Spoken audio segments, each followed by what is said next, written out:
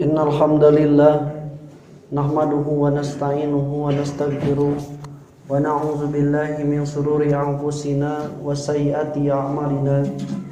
May yahdihillahu fala mudhillalah wa may yudlilhu fala hadiyalah. Asyhadu an la ilaha illallah wahdahu la syarikalah wa anna Muhammadan abduhu wa rasuluhu alladzi la nabiyya ba'dahu amma ba'd. Ya ibadallah ittaqullaha haqqa tuqatih wa la tamutunna illa wa antum muslimun. Wa qala Allah ta'ala fil Qur'anil Karim, a'udzu billahi minasy syaithanir rajim. Wa inna lakum fil an'ami la'ibratan nusqikum mimma fi butuniha. Waktu iman sidang Jumat rahimakumullah. Insyaallah beberapa minggu lagi kita akan menghadapi Idul Adha, hari raya kedua umat Islam yang dibedakan dengan hari raya yang lainnya, yaitu dengan adanya syariat untuk menyembelih hewan kurban. Jika kita ingin mengambil ibrah, pelajaran yang berharga bagi diri kita, maka tidak perlu sebenarnya pada perkara-perkara yang besar. Bahkan Allah meletakkan ibrah dan hidayah itu terkadang pada perkara-perkara yang kecil. Maka momentum Idul Adha, penyembelihan hewan kurban juga harus menjadi ibrah bagi manusia mengambil hidayah sehingga dia bisa mendekatkan dirinya pada Allah Subhanahu wa taala yang disebut dengan berkurban untuk wasilah mendapatkan ketakwaan. Waktu iman rahimakumullah, sidang Jumat yang sama-sama mengharap ridho serta maghfirah Allah Subhanahu wa taala.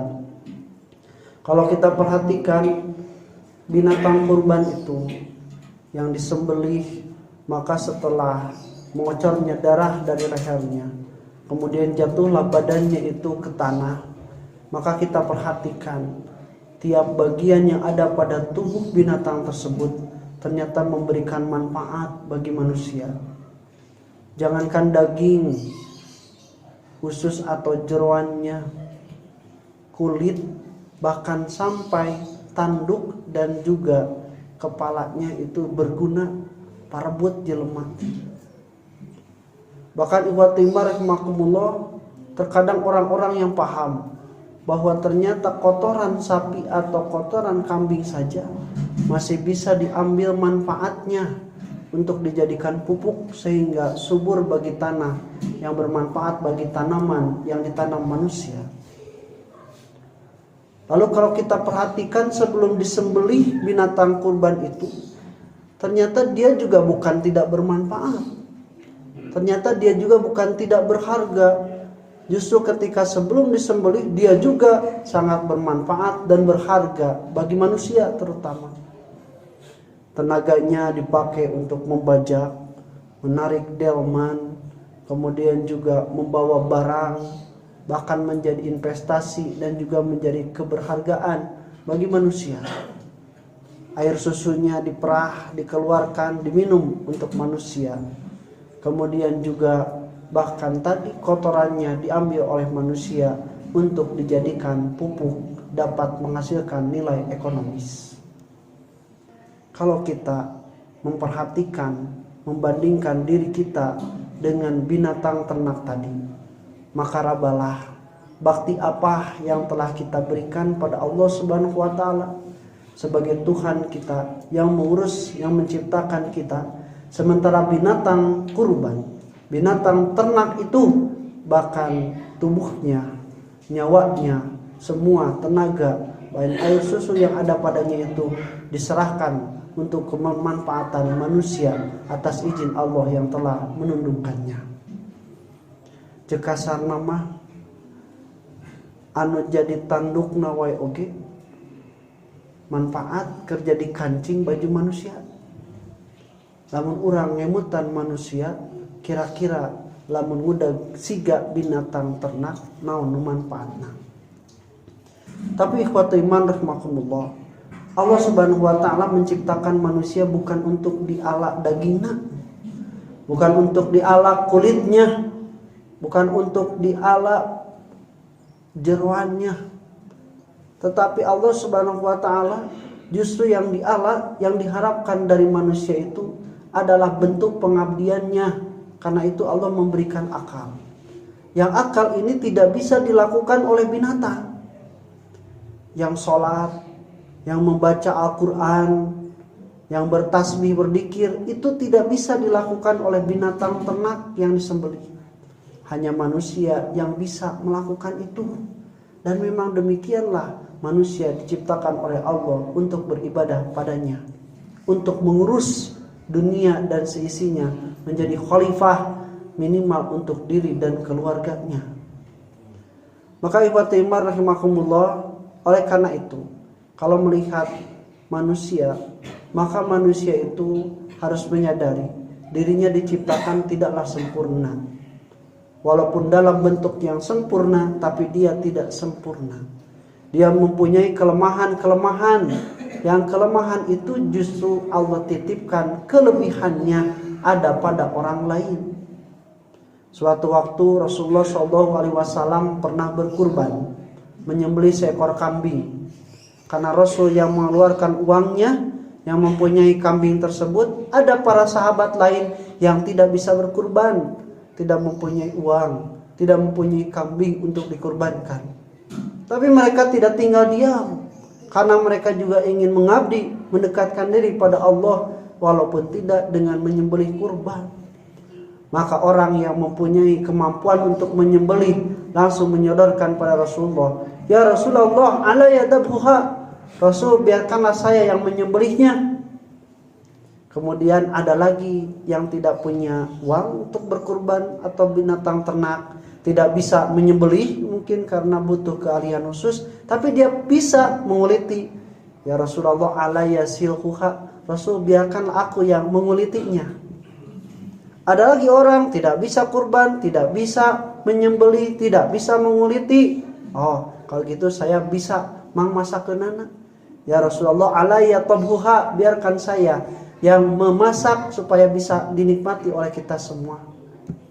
Tidak bisa walaupun hanya memasak. Ada sahabat yang urang mah bisa nangan ukur neangan kayu bakar keur suluhna. Maka kata sahabat tersebut, "Ya Rasulullah, alayya jam'ul hatab." Rasul, biarkanlah saya yang mencari kayu bakar supaya bisa memasak. Dari hadis ini kita mengambil kesimpulan bahwa manusia itu mempunyai kekurangan, tapi kekurangannya itu justru dijadikan sebagai pedoman untuk saling melengkapi. Manusia itu karena kekurangannya dia mencari kelebihan di orang lain yang sama-sama mempunyai kekurangan dalam bentuk yang berbeda-beda. Urang teh jadi dunungan sabab aya nu daek jadi karyawan. Urang teh jadi kolot sabab aya nu jadi anak.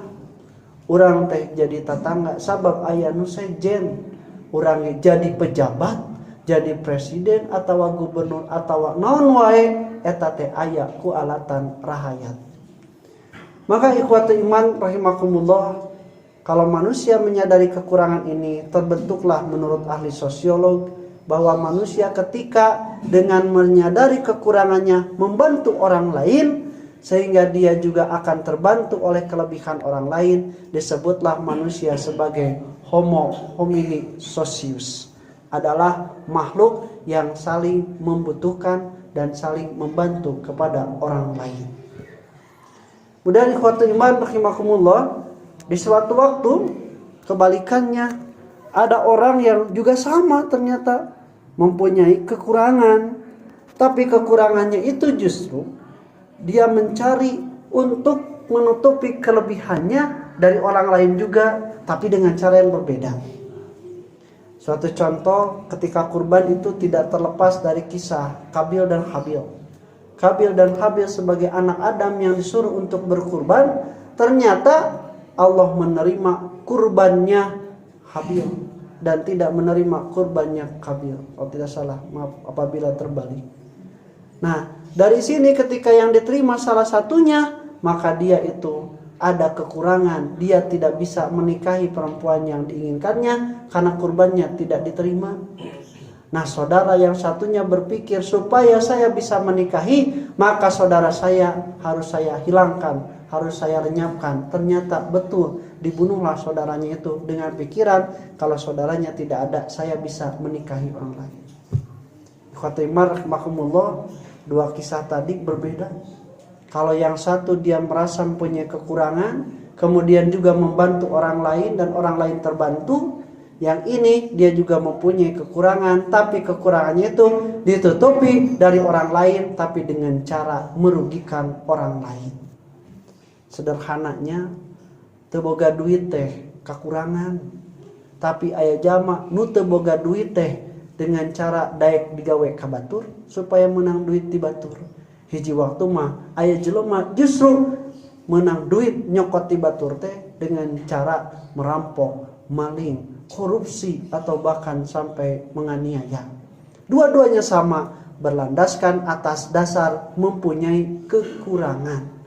Maka kata para ahli sosiolog, orang yang mengambil sesuatu dari orang lain dengan cara yang menganiaya, mendolimi orang lain itu disebutlah sebagai makhluk yang homo homini lupus, manusia yang seperti serigala, menutupi lapar dalam perutnya dengan memakan yang lainnya.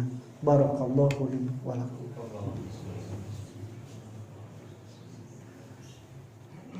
Alhamdulillah wa bihi nasta'inuhu ala umri dunya waddin, wala haula wala quwata illa billahil aliyyil azim. Asyhadu an la ilaha illallah wahdahu la syarikalah wa anna Muhammadan abduhu wa rasuluhu alladzi la nabiyya ba'dahu amma ba'd. Iwatu iman rahimakumullah. Jadi kekurangan itu adalah bukan alasan sebenarnya manusia untuk berbuat jahat. Kunaon make mau teu boga duit? Apakah semua yang teu boga duit kudu mau? Maka ikhwati iman rahimakumullah, sebenarnya bukan itu. Yang melandasi seseorang untuk melakukan sesuatu itu bukan karena ketidakpunyaannya, tapi ternyata menurut Islam, walaupun sama tidak mempunyai uang, mempunyai kekurangan, jalan yang dipilihnya itu akan berbeda jika dilandasi dengan keimanan. Karena bagi orang Islam yang mempunyai keyakinan bahwa apa yang diambil dari sikap itu, baik dan buruknya itu akan dipertanggungjawabkan bukan di dunia saja, tapi sampai nanti di akhirat. Maka dia lapar tidaklah menjadikan dia itu mengambil, merampas makanan orang lain, apalagi kalau tidak lapar. Maka kalau dia kekurangan, tidaklah dijadikan landasan untuk seseorang itu mengambil, merampas harta orang lain, walaupun dia itu ternyata bisa. Apa yang membedakannya? Ternyata bagi umat Islam, keimananlah yang menjadi benteng. Walaupun kelaparan sedemikian rupa, maka lebih baik kelaparan ataupun sampai meninggal dunia daripada harus mengambil, merampok, atau juga menganiaya orang lain. Namun ikhwati iman rahimakumullah, kembali kepada tadi, manusia itu adalah mempunyai kekurangan dan kelemahan, baik itu orang yang kaya ataupun orang yang miskin. Dua-duanya mempunyai kekurangan dan juga mempunyai kelebihan. Kekurangan orang kaya ada di orang miskin kelebihannya, kelebihan orang miskin ada di orang kaya, demikian pula sebaliknya. Maka orang supaya menutupi kekurangan dan tidak menganiaya orang lain, disyariatkanlah oleh agama dengan jalan-jalan yang dibenarkan. Adanya jual beli, ridho sama ridho, adanya memberi, adanya bersedekah, adanya hadiah, adanya membantu. Itu adalah jalan-jalan yang mewujudkan manusia supaya menjadi manusia yang menjadi penolong bagi saudaranya, bukan menjadi serigala bagi saudaranya. Manusia-manusia yang dibentuk oleh Allah Subhanahu wa taala melalui keimanan atas dasar bahwa apa yang akan dilakukan hari ini akan dipertanggungjawabkan nanti di akhirat. Bahkan jika berkaitan dengan permasalahan hak orang lain, maka itu akan menjadi perkara perhitungan antara dia dengan orang tersebut nanti di akhirat, yang tidak akan lagi dibayar dengan uang karena uang sudah tidak berlaku, atau harta benda bahkan anak dan istri sekalipun tidak bisa jadikan tebusan. Hanya satu amal solehlah yang akan menjadi tebusan dari dosa untuk membayar kepada saudaranya yang dianiaya. Kalaupun amal soleh tersebut tidak cukup atau tidak ada untuk menutupi dosa aniaya kepada saudaranya, maka ternyata Allah sebaliknya akan membebankan dosa orang yang teraniaya untuk ditanggung oleh orang-orang yang menganiayanya. Maka ikhwatu iman rahimakumullah, jagalah iman itu, karena iman itulah yang akan membedakan kita dalam kondisi sekritis apapun, tidak akan menjadi alasan kita berbuat dosa, maksiat ataupun kejahatan.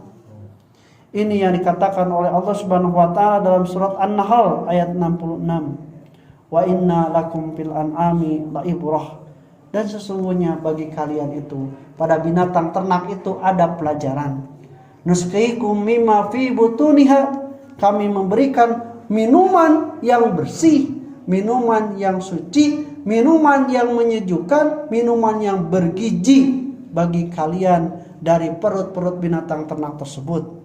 Min baini farthin wadamin, antara keluarnya antara nanah dan antara darah, tapi keluar labanan kholison, keluar air susu yang murni dan bergizi, dinikmati oleh manusia.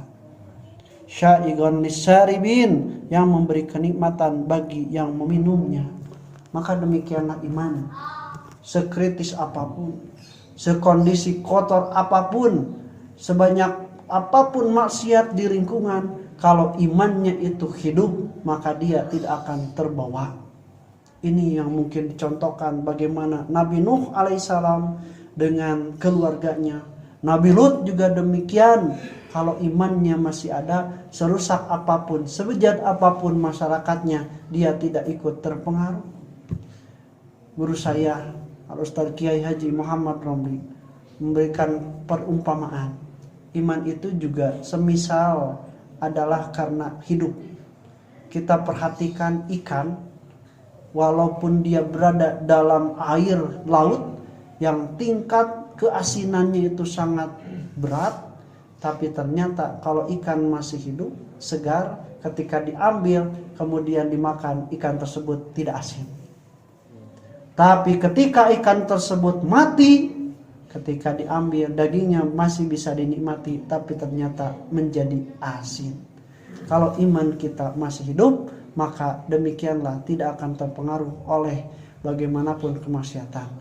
Tapi kalau misalnya iman kita sudah mulai redup, sudah mulai la yahya wa la yamut, bisa jadi terlihat dengan pola-pola hidup kita yang lebih cenderung kepada kemaksiatan, lebih cenderung pada perkara yang mubazir, lebih cenderung pada syahwat duniawi ketimbang untuk mendekatkan diri pada Allah Subhanahu wa taala. Demikian yang dapat Khatib sampaikan pada kesempatan kali ini. Mohon maaf apabila ada kata-kata yang kurang berkenan. Aku